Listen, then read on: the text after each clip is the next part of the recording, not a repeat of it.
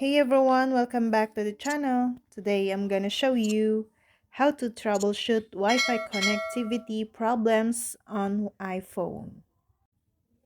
Here are some of the most common reasons you might be unable to connect to Wi-Fi. You're too far away from your router.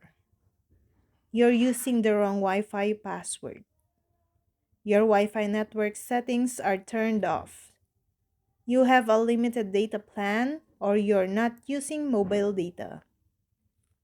Your network or parental control settings are preventing connection. Your iPhone or iPad case is causing signal issues. And you have a damaged network component. In this video, I will show you how to solve your Wi-Fi connection issues on iPhone. The quickest and easiest fix for a Wi-Fi connection issue is usually to restart your iPhone.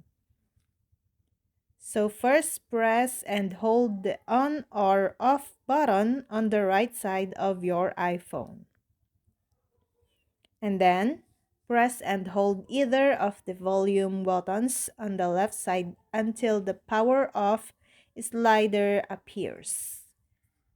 And then drag the slider from left to right to power off your device. And turn your iPhone back on by holding the on/off button until the Apple logo appears.